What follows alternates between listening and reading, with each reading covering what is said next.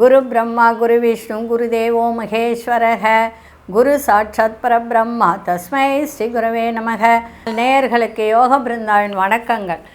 இந்த நாள் இனிய நாளாக வாழ்வில் எல்லோரும் எல்லா வளமும் பெற்று வாழ வேண்டும்.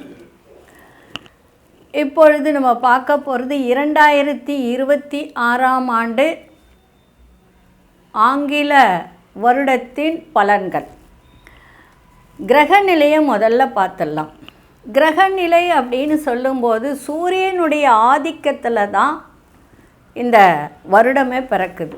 அதுவும் பாருங்கள், 6-2-8 8-2-10 1 இல்லைங்களா. இன்னொரு விஷயம் இதில் குறிப்பாக சொல்லணும் அப்படின்னா, சூரியன் எங்கே இருக்குன்னா காலபுருஷனுக்கு 9ஆம் வீட்டிலே அமர்ந்திருக்கு, குருனுடைய வீட்டில். அதுவும் 4 கிரகங்கள், சூரியன், செவ்வாய், புதன், சுக்கிரன். அதுவும் குருவாரத்தில் பிரதோஷ நாளில் திரையோதசி திதியில் இந்த வருடம் பிறக்குது.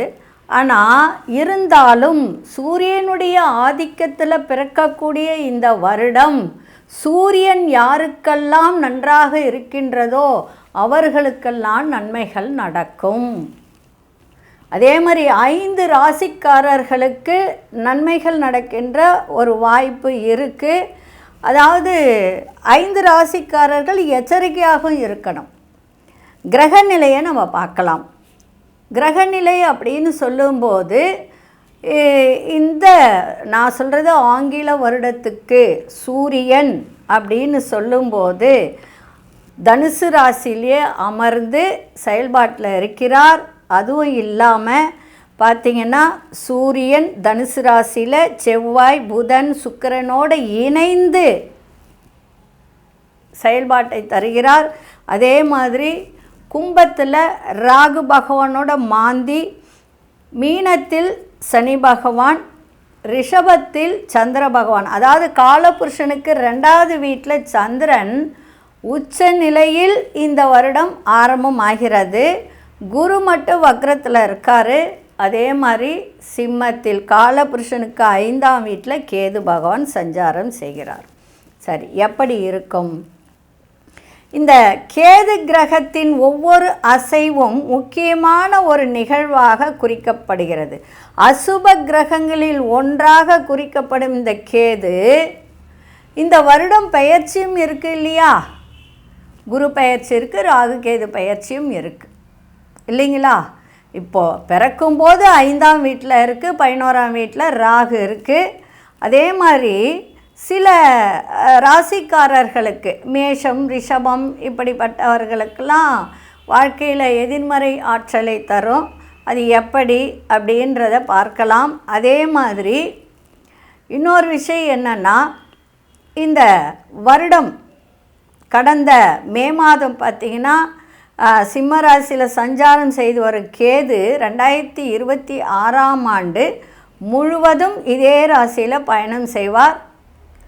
அதனால் காலபுருஷனுக்கு 5ஆம் வீடு பூர்வ புண்ணியம் சொல்லுகின்ற இடத்துல சஞ்சாரம் செய்கிறார். மேஷத்துக்கு பார்த்திங்கன்னா 5ஆம் வீடு. ஆனால் மேஷத்துக்கு 9ஆம் வீட்டில் 4 கிரக சஞ்சாரம் இல்லைங்களா. அப்படி இருக்கும்போது இந்த சில ராசினருக்கு எதிர்மறை பலன்களை கொண்டு வரும் அப்படின்றது ஒரு உண்மைதான், இல்லைன்னு சொல்லலை. சரி, இப்போது இந்த 2026 நம்ம கூட்டு எண் எடுத்துக்கிட்டால் 1ஆம் எண்ணில் வருகிறது. அப்போது இந்த மேஷ ராசி அப்படின்னு நம்ம எடுத்துக்கலாம். இப்போ பொது பலனுக்கு வரல, நான் சொல்கிறது பொது பலன்தான். இது அக்யூரேட்டாக நமக்கு நடக்கும் அப்படின்றதுலாம் இல்லை, பொதுவான பலன்களை தரப்போகிறேன். இப்போ மேஷராசி நம்ம எடுத்துக்கிட்டோம் அப்படின்னு சொன்னால் இந்த வருடம் சில பேருக்கு கல்வியில் பின்னடைவு இருக்கும் மாணவர்களுக்கு. அதே மாதிரி ஜாதகத்தில் 5ஆம் வீட்டு அதிபதி 9ஆம் வீட்டில் பாக்கியஸ்தானத்தில் அமர்ந்திருக்கு. சில பாக்கியங்கள்லாம் கிடைக்கும், தந்தை வழியில் பாக்கியங்கள் கிடைக்கும். அதே சமயத்தில் பூர்வ புண்ணியத்தில் 5ஆம் வீட்டில் கேது இருக்கிறதுனால சில பேருக்கு கல்வி சார்ந்த விஷயங்களில் மாற்றங்கள் ஏற்படுத்தும், பின்னடைவு வரும். அந்த வகையில் உங்களுடைய குழந்தைகளின் கல்வி சார்ந்த விஷயத்தில் கவனத்தை செலுத்தணும். சரிங்களா? ஏன்னா குறைஞ்ச மதிப்பெண் பெறக்கூடிய வாய்ப்பு ஏற்படும். அதே மாதிரி போட்டி தேர்வுகளில் கொஞ்சம் அவங்க தோல்வியில் தழுவக்கூடிய ஒரு தருணம் இருக்குது. அடுத்து என்ன செய்யலாம் அப்படின்றது புரியாத ஒரு சூழ்நிலை. ஏன்னா கேது அப்படிலாம் படுத்தும், வேறு ஒன்றும் கிடையாது. அதே மாதிரி குடும்ப உறவுகளுக்கிடையே அப்பப்போ சண்டைகள், வாக்குவாதங்கள் வந்து செல்லும். மன அமைதி பாதிக்கப்படும். அலைச்சல்கள் மற்றும் பதற்றம் அதிகரிக்கும். மனசில் பார்த்திங்கன்னா ஒரு விதமான அமைதி இல்லாத தன்மை ஏற்படும். ஏன்னா 2ல் சந்திரன் உச்சம் பெற்று உட்கார்ந்துருக்கார். நல்லா புரிஞ்சிக்கணும், உச்சம் பெற்று உட்கார்ந்துருக்காரு. அதனால் கொஞ்சம் மனக்குழப்பங்கள் ஏற்படும். அதுவும் இல்லாமல் உங்களுடைய பாக்கியஸ்தானாதிபதி குரு பகவானும் விரையாதிபதியான குருவும் வக்ரம் பெற்று இருக்கிறார். நல்லா புரிஞ்சிக்கணும். அப்போ என்ன ஆகும்? ஒரு பண வரவில் சில தடை தாமதங்கள் ஏற்படுகின்ற ஒரு வாய்ப்பு இருக்குது. தெளிவான முடிவுகளை எடுக்க விடாமல் தடுக்கும். பொருள் செலவு, பணச்செலவு அதிகரிக்கும். நிதி நிலை காணப்படும். அதே சமயத்தில் 7 நாட்டு சனியும் உங்களுக்கு நடக்கும் இல்லையா? அதனால் கொஞ்சம் கவனமாக இருந்தால் நல்லாயிருக்கும். தன்னம்பிக்கை பாதிக்கப்படும். ஆரோக்கியம் நன்றாக இருக்கும். மருத்துவ செலவுகள்லாம் அதிகரிக்கும். பொருளாதார ஏற்றங்கள் இருக்கும். பூர்வீக சொத்தில் இருந்து வந்த பிரச்சனைகள்லாம் விலகும். அதே சமயத்தில் இந்த ஆண்டு வீடு மனை வாங்கக்கூடிய யோகமும் இருக்குது. அதெல்லாம் நீங்கள் தான் பயன்படுத்திக்கணும். 5ல் கேது இருக்கே, நம்ம என்ன செய்வோம் அப்படின்லாம் நினைக்காதீங்க. அது கொஞ்சம் பின்னடைவு கொடுக்குமே தவிர மற்றபடி உங்களுக்கு நன்மைகள் தருகின்ற கிரகங்கள் நன்றாக இருக்குது. ராகு 11ல் இருக்குது.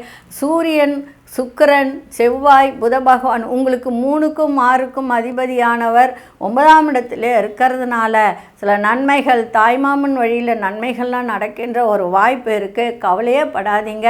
மேஷராசிக்காரர்கள் 7 நாட்டு சனியில் திருமணமே நடக்காதவர்களுக்கு திருமணம் நடக்கும். அதே மாதிரி வீடு மனை வாங்கக்கூடிய யோகத்தையும் கொடுக்கும். இந்த 5ல் கேது மட்டும்தான் உங்களுக்கு தடை செய்யுமே தவிர மற்றபடி நன்மையாக இருக்கும். இதற்கு என்ன பரிகாரம் அப்படின்னா பிள்ளையார்பட்டி விநாயகர் வழிபாடு, காணிப்பாக்க விநாயகர் வழிபாடு, இதெல்லாம் செய்தால் நன்மை நடக்கும். நன்றி, வணக்கம்.